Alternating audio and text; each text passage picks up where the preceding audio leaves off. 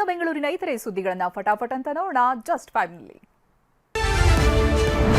BDA ತೆರವು ಕಾರ್ಯಾಚರಣೆ ವೇಳೆ ಬಿಡಿಎ ನೌಕರರ ಸಂಘದ ಅಧ್ಯಕ್ಷರೇ ಹೈಡ್ರಾಮಾ ಮಾಡಿದ್ದಾರೆ. ಅಗ್ರಹಾರ ದಾಸರಹಳ್ಳಿ ಸರ್ವೆ ನಂಬರ್ 8ರಲ್ಲಿ ಬಿಡಿಎ ಜಾಗ ಒತ್ತುವರಿ ವೇಳೆ ಅಧ್ಯಕ್ಷ ಮಂಜುನಾಥ್ ಆಯುಕ್ತರ ಆದೇಶವನ್ನೇ ಪ್ರಶ್ನಿಸಿ ಇಂಜಿನಿಯರ್ ಅಶೋಕ್ ಬಾಗಿ ಜೊತೆ ರಂಪಾಟ ಮಾಡಿದ್ದಾರೆ.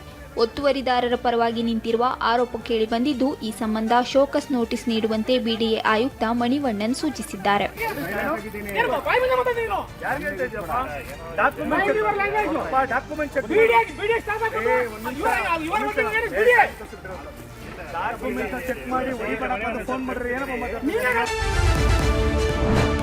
₹3,39,00,000 ಮೌಲ್ಯದ 9.7 ಕೆಜಿ ಹೈಡ್ರೋಫೋನಿಕ್ ಗಾಂಜಾ ವಶಪಡಿಸಿಕೊಳ್ಳಲಾಗಿದೆ. ವಿದೇಶದಿಂದ ಅಕ್ರಮವಾಗಿ ತಂದಿದ್ದ ಗಾಂಜಾವನ್ನ ಏರ್ಪೋರ್ಟ್ ಕಸ್ಟಮ್ಸ್ ಅಧಿಕಾರಿಗಳು ಕಾರ್ಯಾಚರಣೆ ನಡೆಸಿ ವಶಕ್ಕೆ ಪಡೆದಿದ್ದಾರೆ. ಬ್ಯಾಂಕಾಕ್ನಿಂದ ಬಂದಿದ್ದ ಪ್ರಯಾಣಿಕನ ಲಗೇಜ್ ಚೆಕಿಂಗ್ ವೇಳೆ ಗಾಂಜಾ ಪತ್ತೆಯಾಗಿದೆ. ಗಾಂಜಾ ಸಮೇತ ಪ್ರಯಾಣಿಕನನ್ನ ವಶಕ್ಕೆ ಪಡೆದು ವಿಚಾರಣೆ ನಡೆಸಲಾಗುತ್ತಿದೆ.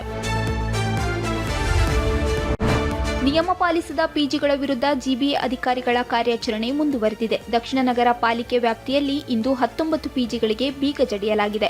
ಪದ್ಮನಾಭನಗರ, ಜಯನಗರ, ಬೆಂಗಳೂರು ದಕ್ಷಿಣ, ಬಿಟಿಎಂ ಲೇಔಟ್, ಬೊಮ್ಮನಹಳ್ಳಿ ಭಾಗದಲ್ಲಿ ಕಾರ್ಯಾಚರಣೆ ನಡೆಸಲಾಗಿದ್ದು, ಈ ವೇಳೆ 89 ಪಿಜಿಗಳಿಂದ ₹61,000 ದಂಡ ವಸೂಲಿ ಮಾಡಿದ್ದಾರೆ. ಕೇಂದ್ರ ಸರ್ಕಾರದ ಕಾರ್ಮಿಕ ವಿರೋಧಿ ನೀತಿ ಖಂಡಿಸಿ ಕಾರ್ಮಿಕ ಸಂಘಟನೆಗಳು ಬೀದಿಗಿಳಿದಿವೆ. ಟೌನ್ ಹಾಲ್ ಮುಂದೆ ನೂರಾರು ಕಾರ್ಮಿಕ ಸಂಘಟನೆಗಳಿಂದ ಪ್ರತಿಭಟನೆ ನಡೆಯಿತು. ಧರಣಿಗೆ ಮುಂದಾದ ಕಾರ್ಮಿಕರನ್ನ ಅವಕಾಶವಿಲ್ಲವೆಂದು ಪೊಲೀಸರು ತಡೆಯಲು ಮುಂದಾಗಿದ್ರು. ಈ ವೇಳೆ ಪ್ರತಿಭಟನಾಕಾರರು ಪೊಲೀಸರ ಮಧ್ಯೆ ವಾಗ್ವಾದವಾಗಿ ನೂಕಾಟ, ತಳ್ಳಾಟವೇ ನಡೆದಿದೆ.